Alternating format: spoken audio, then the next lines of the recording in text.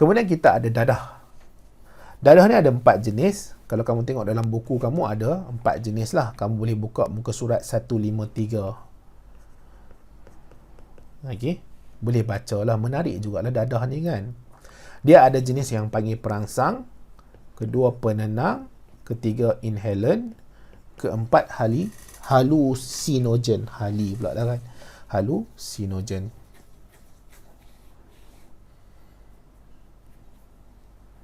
Perangsang stimulan. Stimulan akan tingkatkan aktiviti sistem saraf pusat. Jadi dia makin aktif. Dia makin sensitif kepada environment. Dia tahu apa yang berlaku sebabkan oleh perangsang. Okay? Mata dia terbeliak. Susah nak nampak dia kelip. Duk tengok seseorang, tengok orang tu, tengok orang ni. Jadi dia semakin aktif. Jadi keseronokan, dia rasa seronok, kadang-kadang dia become excited. Kalau dia menari dekat disco tu, dia boleh menari kalau 4 jam disco tu buka, 4 jam dia menari tak berhenti. Kalau 10 jam dia boleh menari. Duk berjoget je, melompat. Tak berhenti je. Disebabkan oleh apa? Sebabkan dadah yang diambil ni. Okay? Jadi keseronokan tu melampau-lampau. Tapi kemudian, habis je keseronokan tu, dia akan mulai murung. Okay? Dia mulai murung. Dan dia berasa yakin dan dia waspada terhadap sekeliling. Okey, dia alert kepada sekeliling. Contoh dadah dia metamfetamin. Susah nak sebut ya. Susah nak sebut sebab apa, kita ni tak ambil dadah, jadi tak apa nak tahu sangatlah. Kemudian yang kedua kita ada dadah penenang, depressant. Dadah penenang ni, orang yang ambil dadah penenang dia relax, cool je. Jadi selalunya kalau dia ada selalu orang ada masalah ni, dia ambil dadah penenang ni. Dia ada banyak sangat benda dalam kehidupan dia kan. Masalah dengan mak, masalah dengan ayah dia, masalah dengan adik-beradik dia, masalah kewangan dia, masalah dengan isteri dia, masalah dengan anak dia. Jadi dia rasa beban dia tu terlalu mendalam sangat, terlalu berat sangat nak diangkat. Jadi untuk dia bergerak sehari-hari ni, dia rasa terbeban yang teramat sangat. Jadi apa yang dia buat? Dia ambil penenang. Jadi dia rasa tenang. Itu jalan keluar dia daripada semua masalah yang dia ada.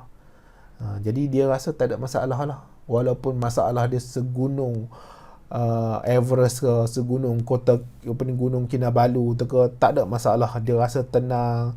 Dia boleh teruskan kehidupan dia. Jadi sebab apa? Sebab ada penghantaran impuls yang lambat. Jadi dia akan tenang fikiran, dia akan selalu mengantuk. Contohnya adalah barbiturat alkohol. Sebab tu kalau kamu tengok ada orang, dia jenis yang dah bermasalah, ditimpa sesuatu musibah yang amat dahsyat, jadi dia ambil alkohol. Jadi bila dia ambil alkohol, dia dapat keluar sekejap daripada masalah-masalah tanpa dia fikir tentang masalah tu. Okey, disebabkan alkohol. Lama-lama dia akan alkoholik lah. Dia akan ketagihan alkohol. Seterusnya kita ada inhalant. Inhalant adalah bahan kimia yang disedut. Inhale kan. Jadi bila dia inhale, dia masuk dalam sistem pernafasan. Bila dia masuk dalam sistem pernafasan, dia dapat halusinasi. Dia telah pergi ke alam yang lain. Dia tidak berada pada alam yang nyata. Dia tidak berada pada realiti semasa. Dia telah masuk ke alam yang lain, alam yang menggembirakan hati dia, menggembirakan tubuh badan dia, menenangkan fikiran dia. Dia berhalusinasi. Dia akan merosakkan otak, berparu dan ginjal. Contohnya bahan pelarut, bahan gas. Seterusnya halusinogen. Jadi halusinogen ni adalah ubat lah. Okay? Yang inhalant tu jenis yang dia sedut. Kan kamu nampak kat TV tu, dia sedut guna hidung tu kan. Dia akan, yang untuk halusinogen ni ubat, dia ambil ubah laluan impuls di otak. Ini akan menyebabkan khayal, ubah persepsi. Jejas koordinasi otak, dia dengar suara objek yang tidak wujud. Jadi ada setengah-setengah orang kan, bila halusinasi dia berkhayal, dia nampak benda-benda yang orang lain tak nampak, dengar benda orang lain tak dengar. Okey. Dan kadang-kadang pendengaran apa yang dia dengar tu sangat-sangat ekstrim. Sebagai contoh, dia dengar ada orang suruh dia bunuh seseorang. ada orang bisik dekat dia suruh bunuh anak dia sendiri, bunuh keluarga dia sendiri. Jadi sangat-sangat menyedihkan lah. Contoh dadah ni adalah ketamin, ataupun seterusnya ada diethyl lamida acid lysergic LSD. Kesan salah guna. Jadi bila sebut tentang kesan salah guna ni, dia akan menyebabkan ketidakseimbangan hormon. Hormon jadi tidak seimbang lah. Sebab apa? Dia dah ganggu sistem yang ada dalam badan tu kan. Dia akan ganggu koordinasi. Kita nak kawal atur badan. Ganggu pertumbuhan melampau atau tidak. Jadi tumbuhan tu kadang-kadang melampau jadi. Disebabkan dadah yang dia ambil. Tapi dadah tu kamu jangan ingat ada 4 saja. Dadah ni, orang ni sangat-sangat kreatif. Ada je campuran-campuran baru kan. Cikgu kalau tak salah kan, ada orang tu air ketum, tak tahulah betul ke tidak, dengar lah, air ketum tu dia campur dengan ubat nyamuk, dia campur dengan racun tikus supaya dia punya high dia tu, ketinggian makam tahap ketum dia tu menyebabkan lagi tinggi dia punya kesan kepada badan. Kan dengar sampai bubuh ubat nyamuk lah, bubuh racun tikus lah, kita pun lah tak tahulah. Jadi dadah ni ada macam-macam jenis lah, lagi banyak dia punya kategori dia. Tambah-tambah teknologi zaman bergerak ni macam-macam. Cikgu berdoa lah, berharap sangat kamu tak terlibat. Ketidakseimbangan hormon dia menyebabkan juga ciri seks sekunder terjejas, perubahan fizikal dan mental. Jadi kadang-kadang kita lihat orang yang ambil dadah ni, dia berusia, kelihatan seperti berusia lebih tua daripada yang sepatutnya. Seterusnya, kesan salah guna, pertuturan tidak jelas. Okey, alkohol ni akan jejas cerebrum, orang tu akan meracau. Tindak balas refleks lambat. Jadi bahan kimia psikoaktif dadah, etanol akan lambatkan gerak balas. Bahan kimia ini berada di interneuron. Interneuron ni apa dia? Dia sistem saraf lah. Jadi sistem saraf. Dia akan hilangkan keseimbangan badan, koordinasi otot akan jadi lemah. Kemudian penyakit daripada kesan salah guna. Okey, penyakit daripada kesan salah guna. Yang pertama, sirosis hati. Yang ni ada dalam buku teks. Memang semua ada dalam buku teks ya. Tapi kamu bolehlah sambung baca sambil-sambil cuti panjang ke kan. Jadi sirosis hati, muka surat 156. Jadi kalau nampak kat situ ada gambar rajah sirosis hati. Dia warna tu dah bertukar, kemudian ada macam gelembung-gelembung di dalam hati itu sendiri.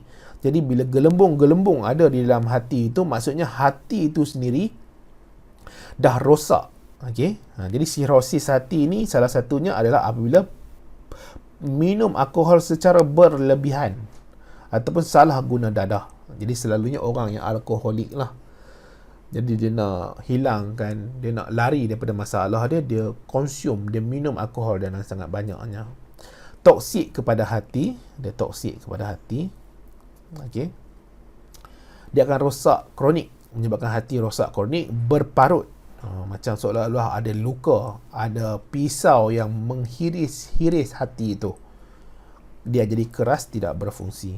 Seterusnya, ulcer perut. Ulcer perut ni, perut tu luka. Kenapa luka?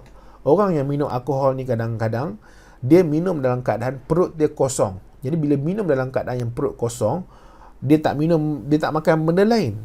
Jadi asid tetap dihasilkan juga. Asid hidroklorik asid yang dirembeskan oleh dinding perut tu, bukan perut yang kamu nampak kat dinding ni, perut yang kat dalam.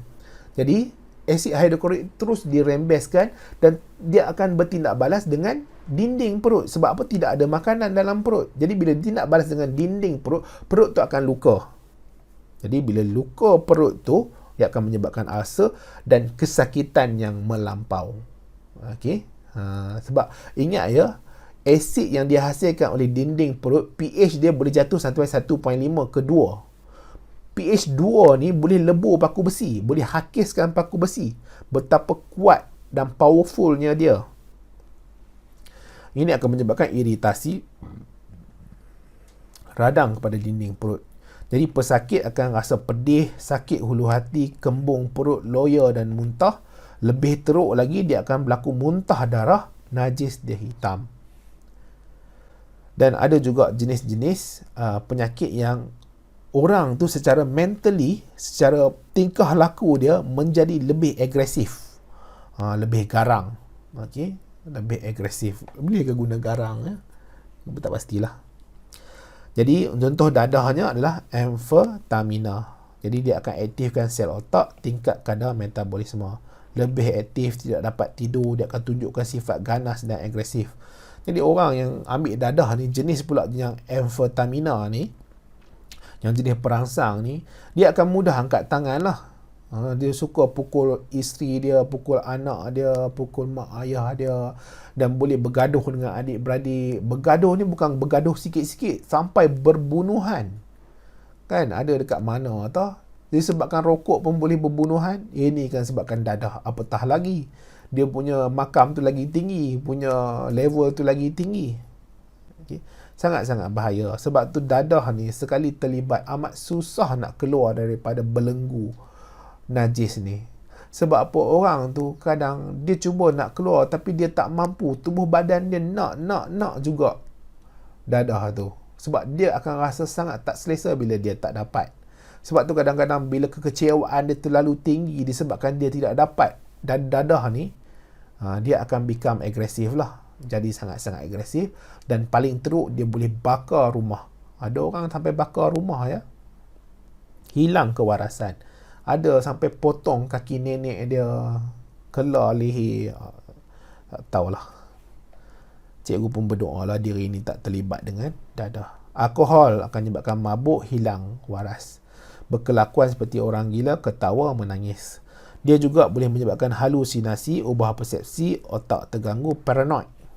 Dia rasa macam ada orang bercakap tentang dia, rasa macam yang tak sepatutnya dia rasa lah. Benda tu tak betul pun berlaku, tapi dia rasa benda tu berlaku. Syakwa sangka agresif.